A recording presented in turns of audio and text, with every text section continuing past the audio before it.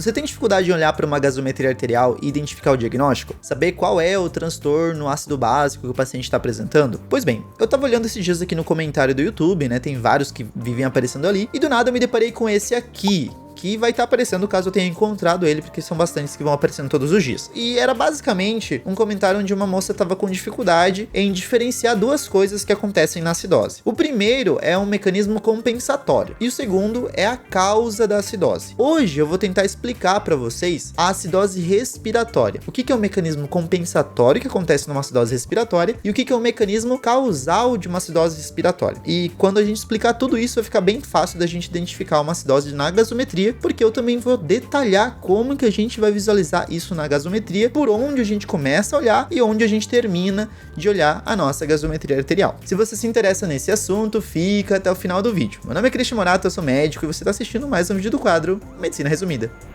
Antes da gente continuar o vídeo, eu te convido a se inscrever no canal, ativar o sininho de notificações, deixar o seu like e comentário que são muito importantes. Além disso, não se esquece que tem um botão compartilhar embaixo do vídeo. Clicando nele, você pode mandar esse vídeo para qualquer pessoa, em qualquer rede social, inclusive lá no WhatsApp. Bom, pessoal, primeiro, antes da gente falar da acidose em si, vamos lembrar do seguinte: quando a gente fala de desequilíbrio ácido básico, a gente está falando de doenças que alteram o pH sanguíneo. Para entender disso, nós temos que conhecer o pH sanguíneo normal. E o pH sanguíneo normal do sangue arterial fica entre 7,35 e 7,45. Se o pH sanguíneo numa gasometria vem abaixo de 7,35, significa que o paciente está em uma acidose. Se o pH vem acima de 7,45, significa que o paciente está em uma alcalose. Então, a primeira coisa que a gente tem que fazer numa gasometria é olhar o pH. Digamos que a gasometria que a gente está olhando veio com pH abaixo de 7,35. Esse pH chegou e a gente identificou que é uma acidose. Agora que eu já sei que é uma acidose, eu tenho que saber se é uma acidose de causa respiratória ou se é uma acidose de causa metabólica. Então, nosso paciente vai ter uma acidose respiratória. A segunda coisa que eu vou olhar ali na minha gasometria é para o meu PCO2. Se eu estou diante de uma acidose e eu sei que é de causa respiratória porque eu estou explicando para vocês, mas digamos que ali na hora eu não sei o que é, eu espero encontrar na minha acidose um PCO2 aumentado. O PCO2 é a pressão parcial de dióxido de carbono. Ela normalmente está entre 35 e 45 milímetros de mercúrio. Se é uma PCO2 aumentada, ela vai estar acima de 45, então vai estar 46, 47, 48, enfim, a PCO2 vai estar aumentada. E por que a PCO2 aumentada causa uma acidose, pessoal? Porque o nosso paciente estava com alguma doença pulmonar, uma doença respiratória, como uma crise asmática muito descompensada, um quadro de pneumonia, um derrame pleural, por exemplo, ou um edema agudo de pulmão, ou o paciente estava com uma DPOC, então ele tinha um enfisema, uma bronquite crônica, e essas patologias afetam a troca gasosa. Se elas afetam a troca gasosa, eu não consigo mais colocar CO2 direito para fora do meu corpo, então não consigo tirar o CO2 do meu corpo, e por causa disso,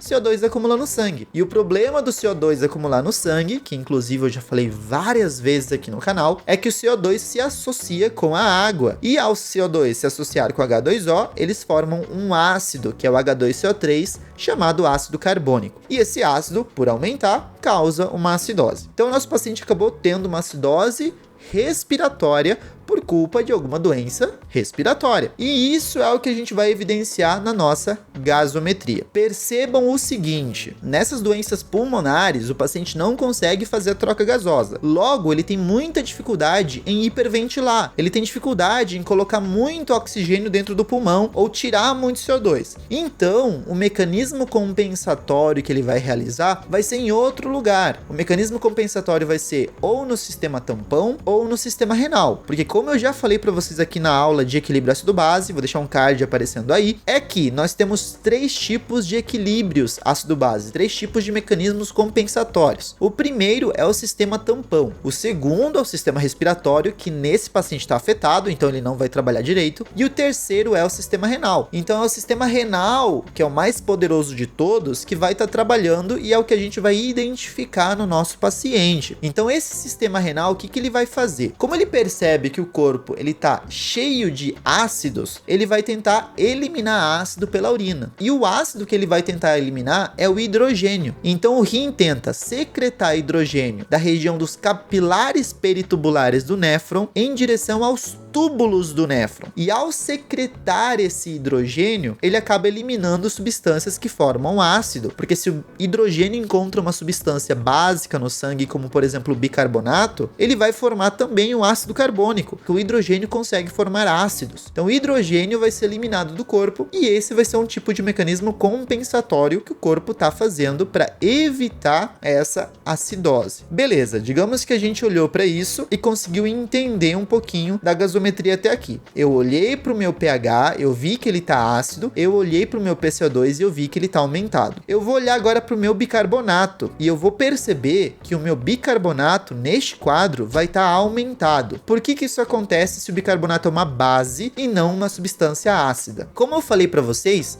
o rim está tentando compensar essa acidose. Ele está secretando muito hidrogênio para ser eliminado do corpo. No entanto, ele está reabsorvendo muita base. Lembra que a gente aprende que lá na região do glomérulo do rim, o rim filtra a urina, começa a produção do filtrado glomerular, que é, digamos, uma pré-urina. Então, essa substância filtrada são vários líquidos com várias substâncias dentro, uma delas é o bicarbonato. Se elas continuarem dentro do túbulo, elas vão parar na urina e vão ser eliminadas do corpo. Mas já que o rim está querendo evitar uma acidose, ele tenta reabsorver muitas bases, e a base que ele reabsorve é o bicarbonato. E esse bicarbonato começa a aumentar no sangue. O valor normal de bicarbonato varia entre 22 a 26 milímetros de mercúrio. Então, na nossa gasometria, a gente acaba achando o bicarbonato aumentado, acima de 26 milímetros de mercúrio. Alguns alunos, eles aprendem da seguinte forma, de meio que decoreba, que numa acidose metabólica, pH vai estar baixo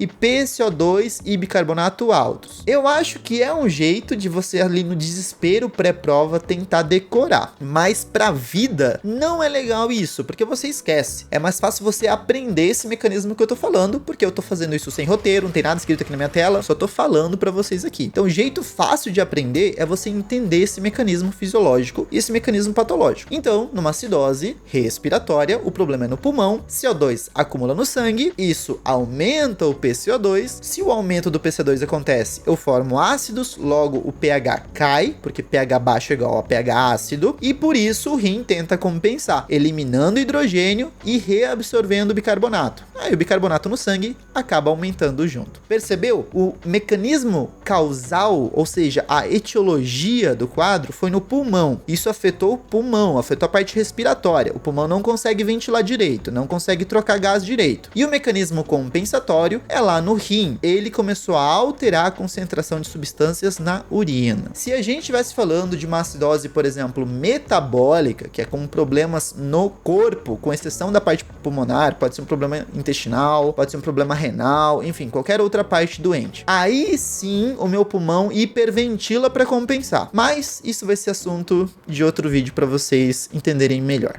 Se vocês gostaram desse vídeo, pessoal, não se esqueçam de deixar o like ali embaixo e também de deixar o seu comentário, que é muito importante. Se vocês querem outra parte que eu explique um pouquinho mais pra vocês sobre outros desequilíbrios, deixem nos comentários, que isso também é importante na hora de eu decidir qual vai ser o próximo assunto aqui no canal. Me desculpem pela minha voz um pouco fanha, eu tô todo congestionado, tô com uma rinite atacadona. Inclusive, eu tô pensando em trazer no próximo vídeo aqui no canal falando um pouquinho sobre antihistamínicos, né? Porque nós temos vários tipos de antihistamínicos aqui no mercado e é importante a gente entender a diferença entre um antihistamínico e outro. Qual é melhor para o paciente que não pode dormir, não pode sentir sono? Aquele paciente que vai tomar um antihistamínico, mas ele vai continuar trabalhando e ele não pode sentir sono, porque ele é um motorista, por exemplo. Ou porque, enfim, pode ser qualquer trabalho, né? A pessoa não pode sentir sono no trabalho. Ou se é um paciente que não tem problema, porque ele vai tomar de noite ali, vai dormir bem e no dia seguinte ele, enfim, não trabalha. É um adolescente ou uma pessoa que trabalha em casa e não tem problema ter um pouquinho de sono, né? Então a gente tem que saber a diferença dos antihistamínicos. Se vocês se interessam nesse assunto também, deixem nos comentários. Eu vou ficando por aqui. Não se esqueçam que conhecimento é poder. E deixa o seu like. Tchau!